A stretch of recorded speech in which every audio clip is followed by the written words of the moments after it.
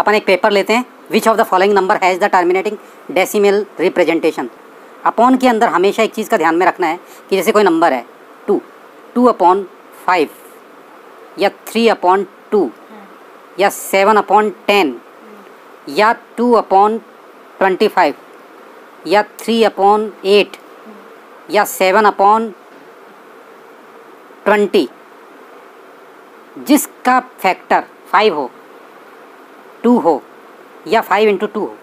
अब इसका 7 का फैक्टर क्या है, 10 का फैक्टर 2 × 5, तो ये टर्मिनेटिंग है। नीचे अगर 3/2 है तो भी ये टर्मिनेटिंग है, 2/5 है तो भी टर्मिनेटिंग है, 2/25 जैसे ये नंबर है तो इसके 25 के फैक्टर क्या रहेंगे, 5 × 5, तो ये भी टर्मिनेटिंग है। 3/8 है यानी कि 2 के फैक्टर कितने होते हैं, 2 ही होते हैं, तो ये भी टर्मिनेटिंग है, यानी कि 3/2 की पावर 3 है, यानी ये टर्मिनेटिंग है।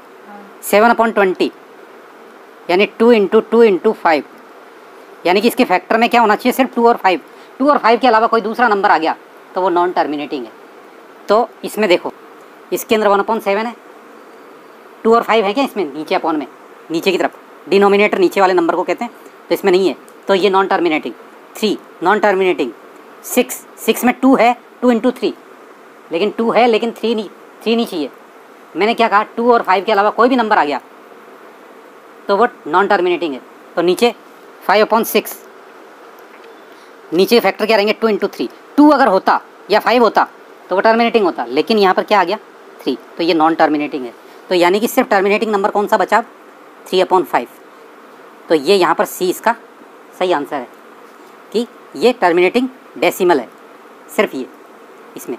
Which is the rationalising factor of 3√2 - √5। तो इसके अंदर क्या, सिग्नलाइजिंग फैक्टर का मतलब क्या होता है कि इसको ऐसे नंबर से मल्टीप्लाई करूं कि जिससे कि ये रेशनलाइज हो जाए।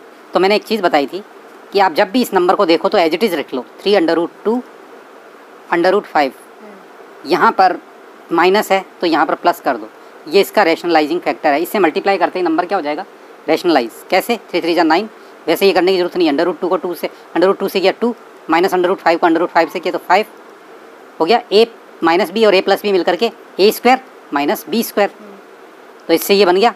तो ये 9 × 2 = 18 - 5 = कितने हो जाते हैं, 13। तो ये क्या आ गया, रेशनल नंबर आ गया ना। तो इसके अंदर कौन सा है ये, जस्ट इसका अपोजिट देख लेना है, 3√2 + √5, ये कोई भी नहीं है, ये है सही।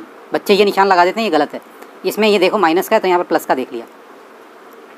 3√5 + √5 = किसके बराबर रहेगा, ये पूछ रहा है। कहते हैं 3√5 + √5, ये इसी तरीके से होगा। 3x + x = क्या होता है, 4x। तो यहाँ पर ये x की जैसे ट्रीट करेगा, तो 3√5 + √5 = 4√5।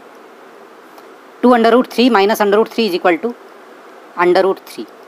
2x - x = क्या होता है, x ही होता है। 7√5 + √5 - 3√5, इन दोनों को ऐड किया तो 8√5 - 3√5। अब इसमें से क्या होगा, 5√5 आ गया। अगर इतना बड़ा भी दे देवे तो भी कोई दिक्कत नहीं है। अब जैसे 7√3 और √3, फिर -√5 दे दिया, तो अब क्या होगा, अब सिर्फ यही जुड़ेंगे।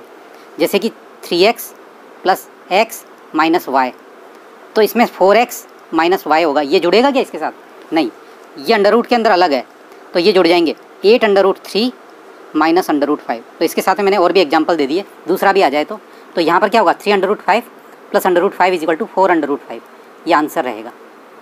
विच of the following equation has its graph parallel to x axis. अब मैं पहली चीज़ तो बता, ये एक इसी तरीके से वेरिएबल के अंदर रहेंगे, वही ग्राफ पैरेलल बनेंगे। जैसे कि x = इसने क्या कहा है, 3, तो x = 3, 1 2 और ये थर्ड नंबर पर, तो इसका जो ग्राफ बनेगा 2 वेरिएबल में वो इस तरीके से बनेगा, 3 के साथ में पैरेलल,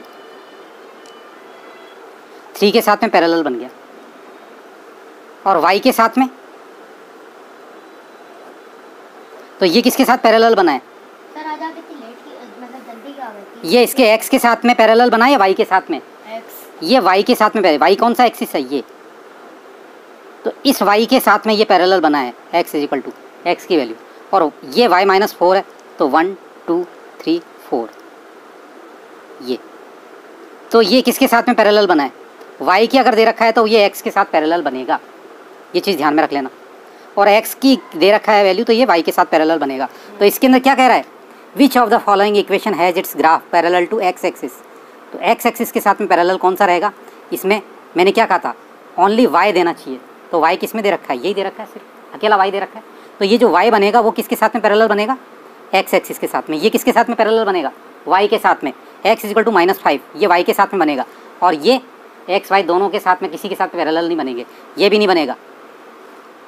पैरेलल के लिए सिर्फ एक सिंगल वैल्यू चाहिए। तो x इक्वल टू -5 क्या किसके साथ पैरेलल बनेगा, ये y के साथ। और y प्लस 3 किसके साथ बनेगा, x के साथ। ये ध्यान रखना, अगर y इज इक्वल टू दे रखा है, मैंने अभी बताया x इज इक्वल टू 3 दे रखा है, तो ये किसके साथ पैरेलल बनेगा, y के साथ, x की। और y के साथ दे रखा है तो ये x के साथ पैरेलल बनेगा। अब इसके अंदर तुम कहोगे कि सर ये y प्लस 3 कैसे होगा, तो y plus 3 is equal to 0, तो y इज इक्वल टू क्या आ गया, -3। तो अब इसमें ग्राफ में देख लो y की वैल्यू, तो y के साथ में कौन सी वैल्यू रहेगी, माइनस की 1 2 और ये 3 माइनस की नीचे की तरफ, और ये इसके साथ में ये लाइन बना दी। तो अब ये किसके साथ पैरेलल बना, ये रहा x एक्सिस के साथ पैरेलल कौन सा बना, y plus 3 is equal to 0, जबकि x इज इक्वल टू किसके साथ में बनेगा, y के साथ में, और ये x एक्सिस के साथ में। ये ध्यान रखने की चीज़ है। Solution of the equation 2x plus 5y minus 3 is equal to 0 is, तो इसमें क्या करना है, x की जगह पर हमको ये जो वैल्यूज़ दी हुई हैं वो फटाफट दे करके रख लेंगे। तो कैसे देखते हैं, तो इसके अंदर जो वैल्यू जो आएगी -1 और 1, इसको रखने पर जो वैल्यू आएगी वो चीज़ क्या होगी, 0 हो जाएगी। जैसे कि यहाँ पर मैं x इज इक्वल टू ये -1, 1, तो x की जगह पर मैं -1 रखूँगा, तो 2 -1 प्लस 5 की जगह पर 1 -3। अब 2 प्लस 5 -3 इज इक्वल टू 0, तो कौन सी वैल्यू रहेगी, -1 1। ये इसको सबको करके देख लेना, तो इसमें आपको पता चल जाएगा कि किसकी वैल्यू रखने पर 0 आ रहा है।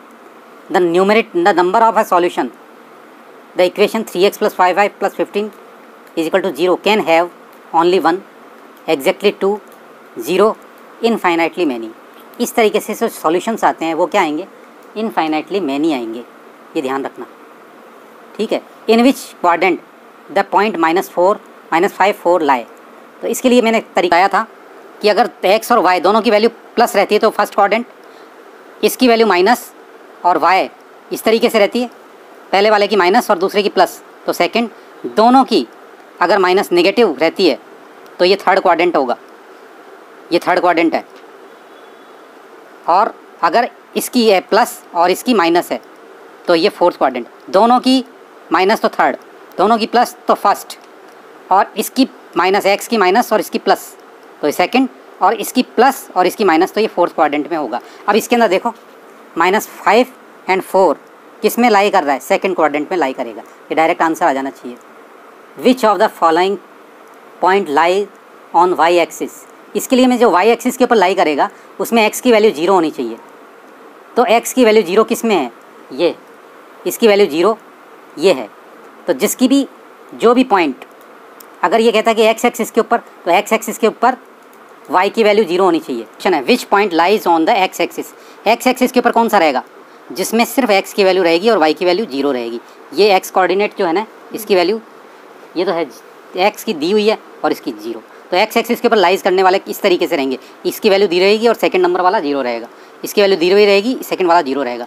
अब जैसे which point lies on y axis, तो 0 की वैल्यू दे देगा और y की वैल्यू 0, यहाँ पर 0 देगा फर्स्ट में और यहाँ पर y की वैल्यू देगा, जैसे कि 0.7 या 0-2, यहाँ पर कोई भी वैल्यू दे सकता है। तो पहला वाला 0 रहेगा तो ये y एक्सिस पे लाई करेगा, और सेकंड वाला 0 रहेगा तो ये x एक्सिस पे लाइज करेगा। तो इसके अंदर कौन सा पूछ रहा है, which of the following lies on the y axis, तो ये x एक्सिस की वैल्यू 0 होनी चाहिए, तो ये y एक्सिस के ऊपर लाइज कर रहा है, ठीक है। ये कौन से एक्सिस के ऊपर हो गया, y एक्सिस के ऊपर है 0.3। 9th, an angle is 14 degree more than its complementary angle, what is the measure of the angle. फिर से देखो, an angle is 14 degree more than its complementary angle, what is the measure of the angle. तो पहली चीज़, angles का मतलब क्या है कि दोनों का सम कितना होना चाहिए मिला करके 90 डिग्री। कम्प्लीमेंट्री में 90 डिग्री सम होना चाहिए। एक अगर x का है तो दूसरा कितने का रहेगा, x प्लस 14 का रहेगा, और इन दोनों का सम कितना आना चाहिए 90 डिग्री। तो x plus 14 plus x is equal to 90 degree. 14 इधर से इधर जाएगा तो 2x is equal to 90 minus 14, 2x is equal to 76 हो गया, x इज इक्वल टू कितना होगा 76/2, तो 2 3 जा 6 और 2 8 जा 16, तो 38 डिग्री। तो ये एक तो 38 डिग्री हो गया, और दूसरा वाला जो x + 14 है वो कितना रहेगा 38 + 14, तो 38 + 14 कितना हो जाता है 4 2 8 का 8 2 फिर 1, तो 52 डिग्री। तो दूसरा वाला जो एंगल है वो 52 डिग्री हो जाएगा। तो ये 52 डिग्री ये आ गया, एक एंगल कौन सा आ गया वो 52 डिग्री। और अगर इसकी जगह वो दे देवे कि सप्लीमेंट्री एक एंगल, अगर ये तो कम्प्लीमेंट्री दिया इसके अंदर तो 90 होगा, मान लो कह देवे कि सप्लीमेंट्री है, यानी एक एंगल तो x हो गया और दूसरा x + 14 हो गया। तो इन दोनों के सम कैसे लेने हैं, x is equal to 180, supplementary में दोनों के सम कितने लेने हैं 180 डिग्री। और ये क्योंकि हमको पूछा 90 का, तो मैंने सप्लीमेंट्री का भी साथ में समझा दिया। तो इसमें x की वैल्यू मालूम कर लेंगे, फिर x + 14 मालूम कर लेंगे। इन the figure AOB is a straight line, what is the value of x। ये जितने भी एंगल्स अगर स्ट्रेट लाइन पे बनते हैं उनका सबका सम कितना होता है 180 डिग्री होता है, ये चीज़ ध्यान में रख लेना। तो 8x + 3x + x is equal to 180 degree रहेगा। यहाँ पर इसका सम कितना रहेगा 180 डिग्री। तो 8x + 3x 11 और x 12x हो गया ये, तो 12x is equal to 180 degree. और ये x इज इक्वल टू कितना हो गया 180/12, तो इसको 12 से डिवाइड करेंगे, इसकी वैल्यू कितनी आ गई 15। ये तो x की वैल्यू 15 आ गई, ये 20 का ऑप्शन रहेगा सही, टिक लगा देना। और अगर वो पूछे कि अलग अलग एंगल्स का वो बताए तो वो भी बता सकते हो।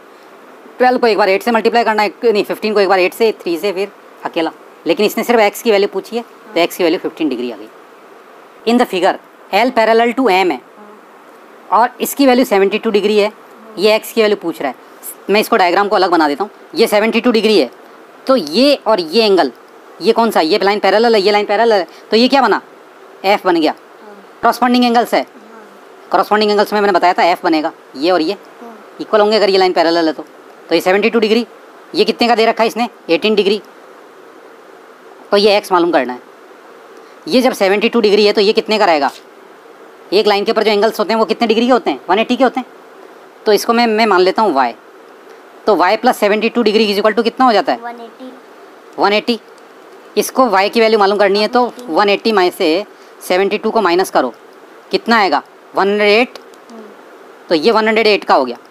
जब ये 108 का है, ये 108 का है, ये 180, ये 18 डिग्री का है, इन दोनों को ऐड करके 180 में से माइनस कर लो, ठीक है। और यस इसका एक तरीका और है, इन दोनों का सम किसके बराबर होना चाहिए, एक्सटीरियर एंगल का सम इसके बराबर होना चाहिए, ठीक है। दो तरीके हैं, तो ये 108 हो गया, तो 108 + 18 डिग्री इन दोनों को ऐड करके 180 में से माइनस कर लो, एक तरीका तो ये है। और दूसरा तरीका क्या है, ये जो 72 डिग्री है, यहाँ पर ये 72 डिग्री आ गया, तो ये क्या है एक्सटर्नल एंगल हो गया। एक्सटर्नल एंगल किसके बराबर होता है, इसके और इसके सम के बराबर। तो x + 18 इज इक्वल टू 72, तो x + 18 इज इक्वल टू 72, तो x की वैल्यू कितनी रहेगी 72 - 18, तो 72 में से 18 माइनस करेंगे, ये कितना आएगा 54 डिग्री। तो मैंने इसका मेथड बताया, ये 72 डिग्री यहाँ पर और इन दोनों का सम इसके बराबर होता है, तो इसमें से इसको माइनस कर देंगे, 72 में से 18 माइनस किए तो ये 54 डिग्री आ गया। इसका आंसर ये हो जाएगा। Two angles forming a linear pair are complementary to each other, supplementary of each other. पहली चीज़, लीनियर पेयर का मतलब क्या होता है, एक लाइन के ऊपर जितने भी एंगल्स बन रहे हैं वो लीनियर पेयर होंगे और इन एंगल्स का सम 180 होता है, जिनका सम 180 होता है उसको क्या कहेंगे सप्लीमेंट्री एंगल। तो इसका सही आंसर क्या रहेगा supplementary of each other. Next क्या है, in triangle ABC, BC is equal to AB, angle B is equal to 80, then angle A is equal to किसके बराबर होगा, देखो in triangle ABC, BC is equal to AB, ये BC और ये AB, in triangle ABC, BC is equal to AB और angle B is equal to जो है ये आपका 80 डिग्री है, तो ये एंगल और ये एंगल क्या है होगा इक्वल होंगे। AB और BC क्या है इक्वल है, जब ये इक्वल है तो इनके ये जो एंगल्स हैं वो भी क्या रहेंगे angles opposite to equal sides are equal. इसको x मान लिया, इसको भी x मान लिया, तो क्या हो जाएगा x + 80 इज इक्वल टू 180, तो 2x is equal to 180 - 80, 2x is equal to 100, x is equal to 100/2 is equal to 50, यानी एंगल A ये भी 50 का हो गया, तो ये C भी 50 का हो गया। इसने क्या कहा ABC के अंदर BC और AB ये इक्वल है, तो इक्वल साइड्स के अपोजिट। कई बच्चे सोचते हैं कि हम ABC ऐसे बना देंगे ABC, तो इसमें BC और AB ये कहा है, तो इसका ये और ये एंगल इक्वल होगा और ये फिर B एंगल B 80 का ये लेना पड़ेगा, तो किसी भी तरीके से करो ये आंसर आएगा 50। ठीक है। Which of the following is not a criteria for congruence of triangle. S S होता है, एस एस एस होता है, ए एस ए भी होता है, एक चीज़ नहीं होती है, वो होती है एस एस ए। कभी भी दो साइड्स एक साथ नहीं आएंगी, तीन एक साथ आ गई चलेगा, लेकिन दो आ गई और फिर एंगल आ गया, ये दोनों कभी भी नहीं होंगे, या तो ए एस एस या एस एस ए। तो इसको याद रख लो, एस मानी गधा, ये गधापंथी करता है, ये कभी नहीं होगा। एस एस ए या ए एस एस। तो एस अगर तुमने आंसर लिख दिया कि कॉन्ग्रुएंसी है तो गधा हो जाएगा, यानी गधा मतलब गलत काम। ठीक है, तो ये कभी नहीं होगा एस एस ए, ये कॉन्ग्रुएंसी का रूल नहीं है, क्राइटेरिया नहीं है। In an isosceles triangle equal sides are 7 centimetre and an equal sides is 10 centimetre long. What is its semi perimeter. ये दो इक्वल साइड 7 सेंटीमीटर की है और ये अनइक्वल साइड 10 सेंटीमीटर की है, तो इसका सेमी पेरीमीटर यानी एस इज इक्वल टू क्या होता है 7 + 7 + 10 अपॉन 2। तो इसका आधा 14 का आधा, 7 7 14 और 10 24 का आधा 12। तो ये इसका सेमी पेरीमीटर 12 होगा। ये डायरेक्ट ये आंसर लिख सकते हो। सेमी पेरीमीटर का मतलब यही होता है एस की वैल्यू निकालनी, ये हेरोन्स फार्मूले के अंदर है। Which of the following is equal to 2/√7 + √5। इसको रेशनलाइज किया है, तो इसको रेशनलाइज करने का सबसे सरल तरीका क्या है, √7 + √7, तो ये √7 - √5, ऊपर भी √7 - √5 कर दूंगा मैं। तो ये देखो, ये a + b और a - b, इससे हो गया मल्टीप्लाई, तो 2 ये इधर क्या हो जाए, a + b और a - b के फॉर्मूले से क्या हो जाए, ये नीचे की तरफ तो ऊपर तो क्या हो गया, ये √a + b, तो ये बन गया, और ये 2 √7 - √5 और ये √7 का स्क्वायर, तो 7 - 5 ये हो गया। तो ये क्या हो जाएगा, 7 - 5 कितना होता है 2, तो ये 2 × √7 - √5 अपॉन 2, तो 2 से 2 कट गया। आंसर क्या आना चाहिए, √7 - √5। कौन सा, √7 - √5।